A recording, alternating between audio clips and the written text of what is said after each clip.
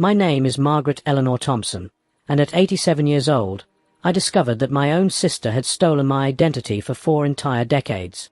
This is the most painful story of my life, but also the most important one to tell. It was a cold January morning in 2023 in Dallas, Texas. I walked slowly through the corridors of the Social Security Administration office, leaning on my wooden cane that my late husband Robert had made for me 15 years ago. The smell of disinfectant and old paper permeated the air, mixed with the constant murmur of conversations and the noise of Xerox machines. At 87 years old, I thought renewing my documents would be just another bureaucratic formality. How wrong I was. The clerk, a young Latina woman with black hair pulled back in a tight bun, frowned as she typed my social security number into the computer. Her fingers stopped abruptly on the keyboard, and she looked at me with a confused expression that made me feel a chill in my stomach.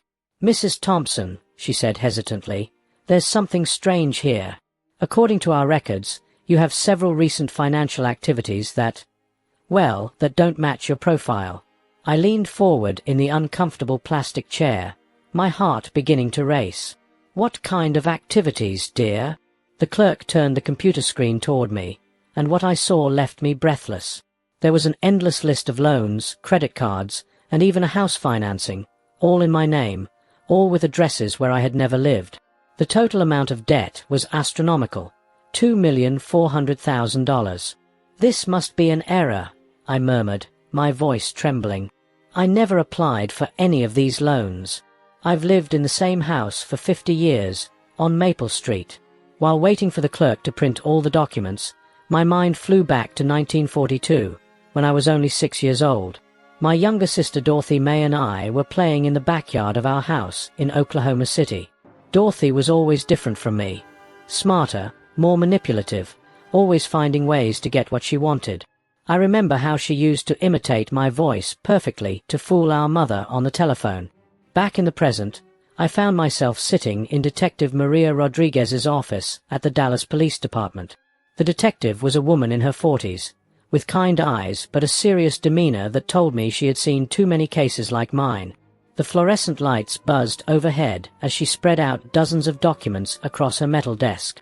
"Mrs. Thompson," Detective Rodriguez said, adjusting her reading glasses, "what we have here is one of the most sophisticated identity theft cases I've seen in my 20 years on the force. Someone has been using your social security number, your birth certificate, and even forged copies of your driver's license since 1983. As Detective Rodriguez explained the timeline, a horrifying pattern began to emerge.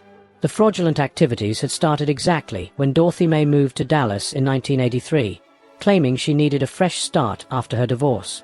I had helped her financially back then, even giving her copies of my documents so she could help me with some paperwork while I was caring for Robert during his first heart attack.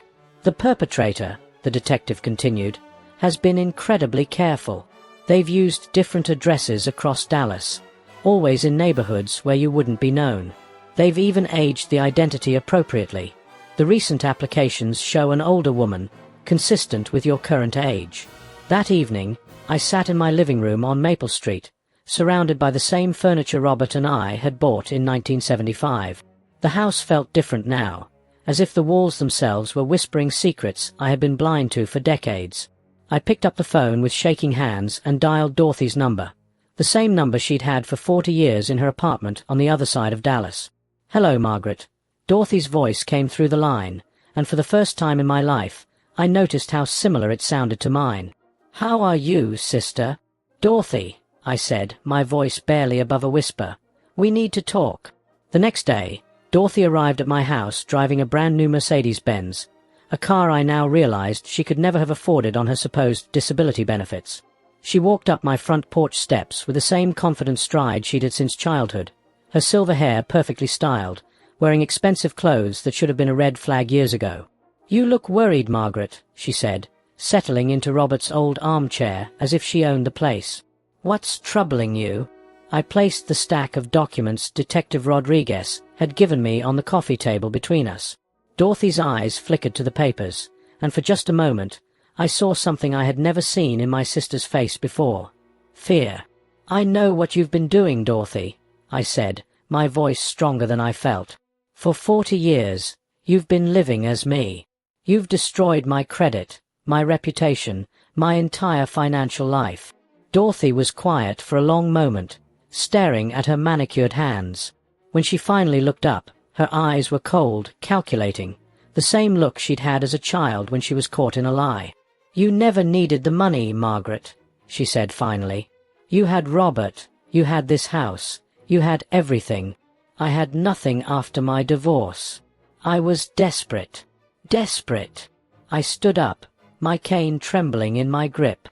"You stole my identity. You've been pretending to be me for 40 years. Dorothy shrugged, as if we were discussing the weather. "I only used it when I really needed to, and I was careful. I made sure it never came back to you. How was I supposed to know you'd live this long?" The casual cruelty of her words hit me like a physical blow. My own sister had been waiting for me to die, so her crimes would never be discovered. Over the next hour, Dorothy revealed the full scope of her deception. She had used my identity to get credit cards, personal loans, even a mortgage on a house in Fort Worth that she had later sold for profit. She had collected disability benefits in my name while working under the table. She had even used my Medicare benefits for her own medical treatments.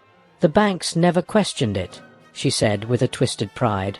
"I knew everything about you, your birthday, your mother's maiden name, even that scar on your knee from when you fell off your bike in 1948. I was the perfect Margaret Thompson." As Dorothy spoke, I realized that every family gathering, every holiday dinner, every phone call over the past 4 decades had been a lie. She had sat at my table, eaten my food, accepted my love and trust, all while systematically destroying my life. The sister I thought I knew had never existed. When I told Dorothy that I had already contacted the police, her demeanor changed completely. The mask of sisterly affection fell away, revealing something cold and dangerous underneath. "You can't prove anything, Margaret," she said, standing up and smoothing down her expensive skirt. "It's your word against mine. And who's going to believe that a sweet old lady like me could pull off something this sophisticated?" But Dorothy had underestimated Detective Rodriguez's thoroughness. Over the following weeks, the investigation uncovered a paper trail that was impossible to deny. Security cameras from banks showed Dorothy presenting my identification.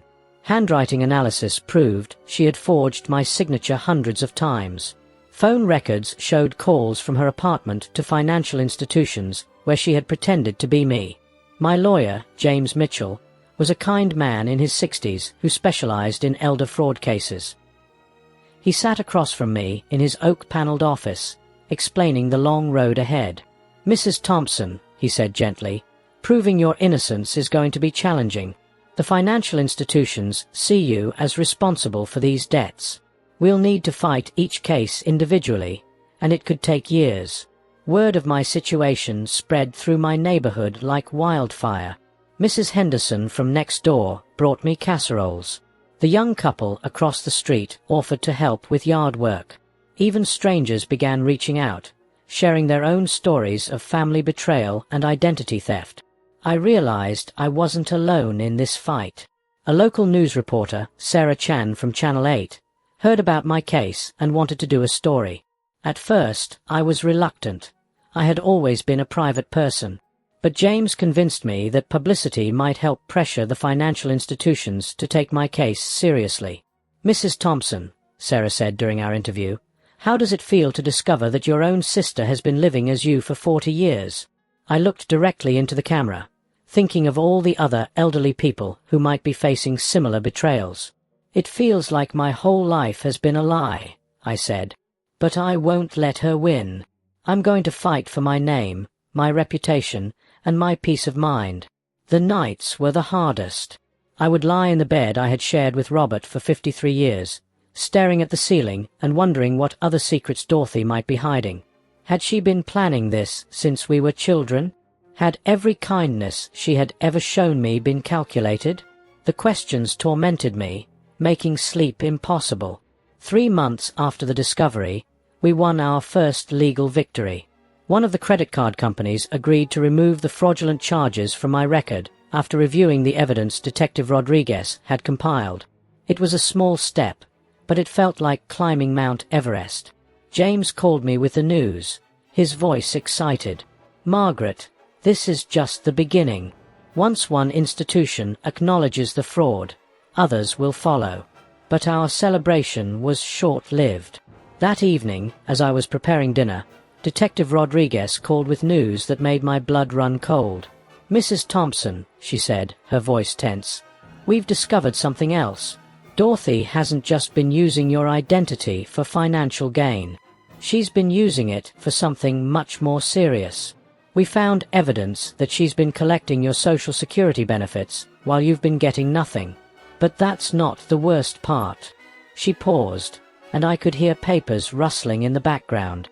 "Margaret, we have reason to believe that Dorothy has been planning to have you declared dead. We found documents in her apartment, forged death certificates, insurance claims, even a will that leaves everything to her. She wasn't just stealing your identity.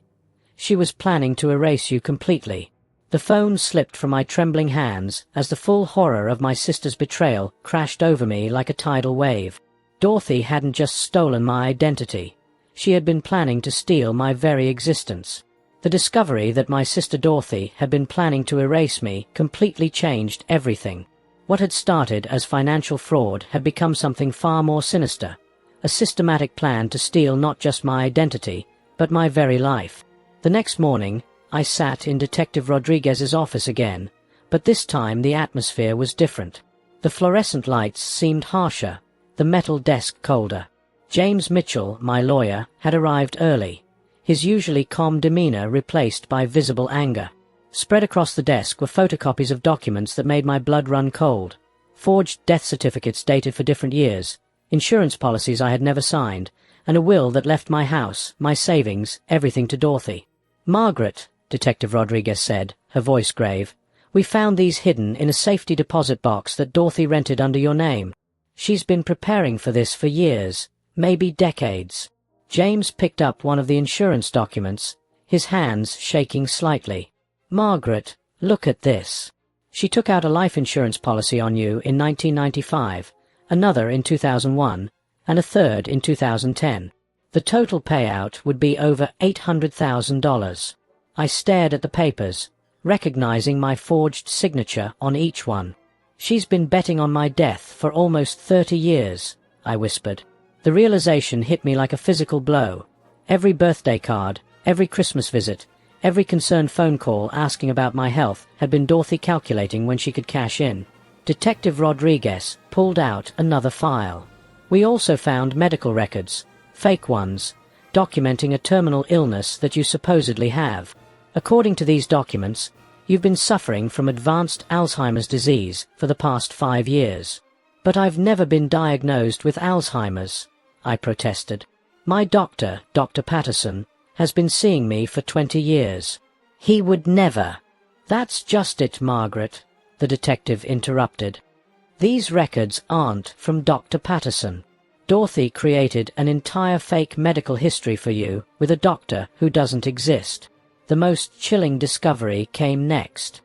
Hidden among Dorothy's papers was a contract with Sunset Manor Nursing Home, dated just 6 months ago. According to the documents, I was scheduled to be admitted for advanced dementia care in March of 2023, just 2 months away. She was going to have you declared incompetent, James explained, his voice tight with anger.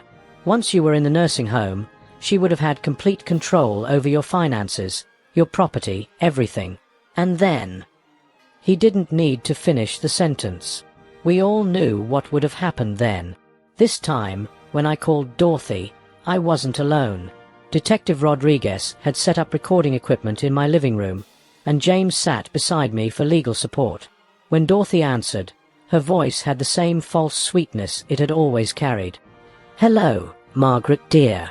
How are you feeling today?" "I know about the insurance policies, Dorothy," I said, my voice steadier than I felt. "I know about the fake medical records, the nursing home, all of it." The silence on the other end of the line stretched for what felt like an eternity. When Dorothy finally spoke, her voice was completely different, cold, calculating, devoid of any pretense of sisterly love. "You always were too smart for your own good, Margaret." Just like when we were children. How could you do this to me? I asked, tears streaming down my face.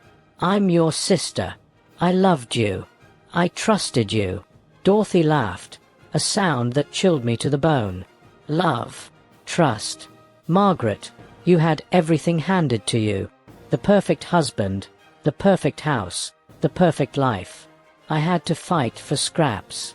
This was just evening the score. You want to know when this started? Dorothy continued, her voice growing more venomous. It started when we were 12 and 10.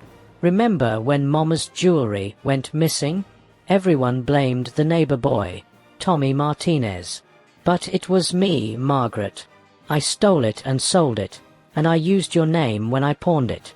The memory came flooding back. Poor Tommy, who had been ostracized by the whole neighborhood, who had moved away in shame. He had been innocent, and I had never known. Even then, I knew how easy it was to be you, Dorothy said. People trusted you, believed you. You were the good daughter, the responsible one. I realized I could use that. 2 days later, I watched from my living room window as police cars surrounded Dorothy's apartment building.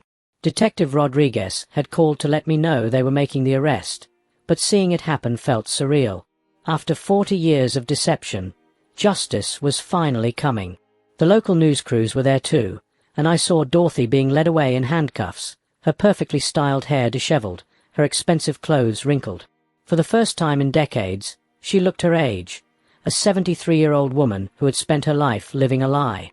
The story exploded across local and then national news. Elderly woman discovers sister's 40-year identity theft plot became a headline that appeared everywhere. My phone rang constantly with reporters, documentary filmmakers, and book publishers wanting to tell my story. Sarah Chan from Channel 8 did a follow-up interview, this time in my living room. Mrs. Thompson, how does it feel to know that your sister was planning to have you declared dead? I looked at the camera, thinking of all the families who might be watching, all the people who might be facing similar betrayals. It feels like I've been living with a stranger my entire life, I said. But it also makes me grateful for every day I have left to fight for the truth. With Dorothy's arrest, the legal battles became more complex. James filed lawsuits against every financial institution that had given Dorothy credit in my name. We sued the insurance companies that had issued policies without proper verification. We even sued the nursing home that had agreed to accept me without ever meeting me. This is going to be a long fight, Margaret, James warned me during one of our weekly meetings. Some of these institutions are going to claim they were victims too. They're going to try to make you responsible for their losses. But I wasn't fighting alone. The story had touched something deep in people, and support poured in from unexpected places. A GoFundMe page set up by my neighbor, Mrs. Henderson, raised over $50,000 for my legal fees. Letters arrived daily from people sharing their own stories of family betrayal and offering encouragement. One letter particularly moved me.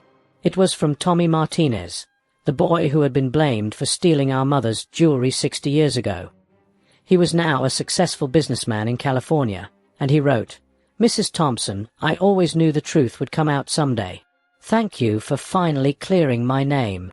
The trial began in September of 2023. I sat in the front row of the courtroom every day, watching as prosecutor after prosecutor laid out the evidence of Dorothy's decades-long deception. The courtroom was packed with reporters, legal observers, and supporters who had followed my story.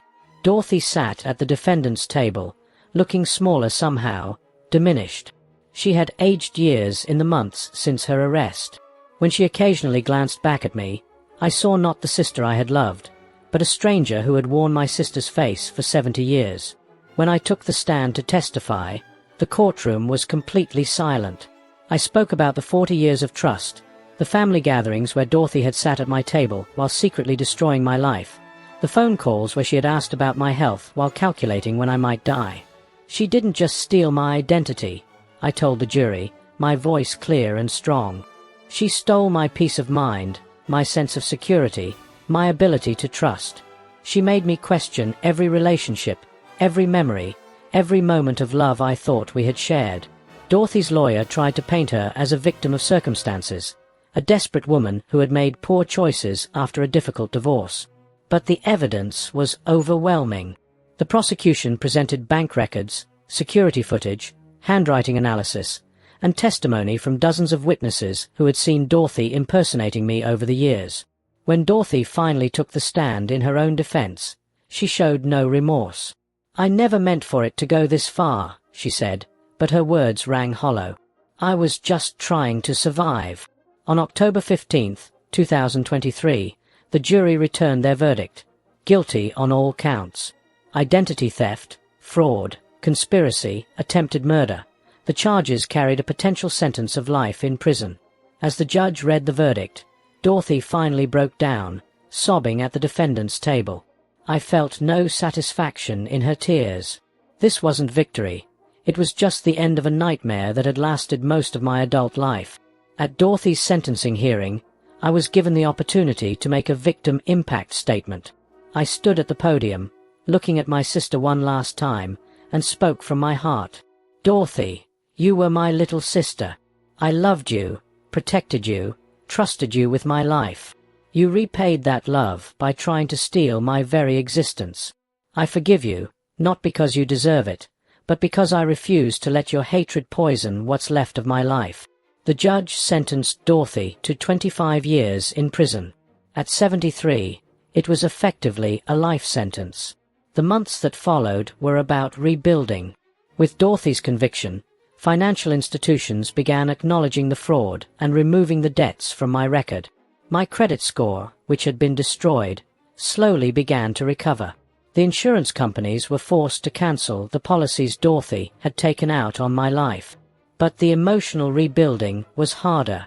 I started seeing a therapist, Dr. Sarah Williams, who specialized in helping victims of family abuse. "Trust is like a broken bone, Margaret," she told me. "It can heal, but it takes time, and it's never quite the same." Through the support groups Dr. Williams recommended, I met other people who had experienced similar betrayals. There was Robert Chen, whose son had stolen his identity to fund a gambling addiction. There was Maria Santos, whose daughter had been forging her signature for years.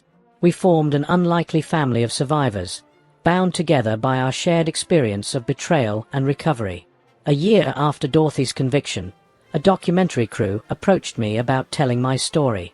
At first, I was hesitant. I had always been a private person, but I realized that my story could help others recognize the signs of identity theft and family fraud. The documentary, titled "The Sister I Never Knew," premiered on Netflix in March of 2024. Watching it was surreal, seeing my life, my pain, my journey to justice played out on screen.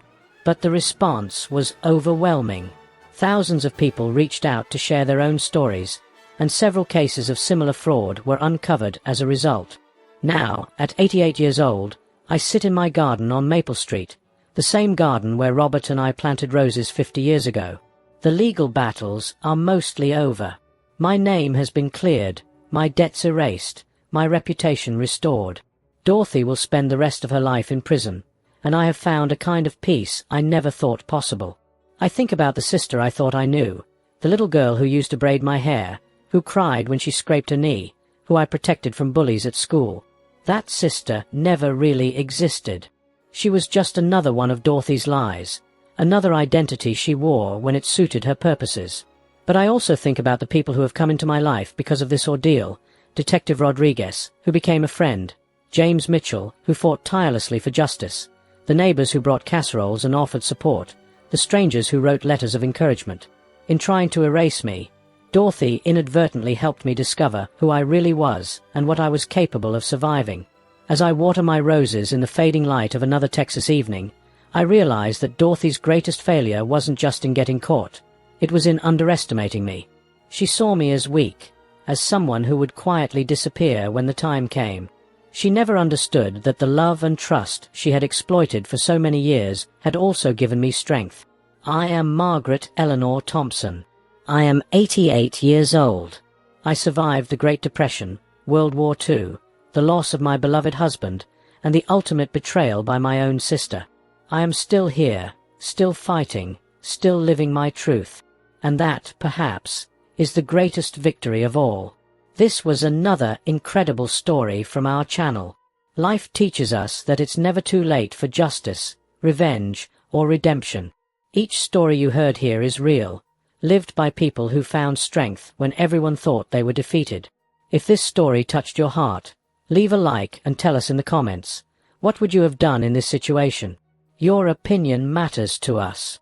Don't forget to subscribe to our channel and ring the bell so you don't miss any of our emotional stories.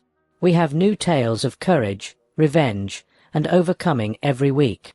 Share this video with someone who needs to hear that it's never too late to fight for what's right. Sometimes, the best revenge is living well and proving that age is just a number. Thank you for being part of our community. Until the next story, remember, every ending can be a new beginning. Subscribe, like, and comment. See you in the next video.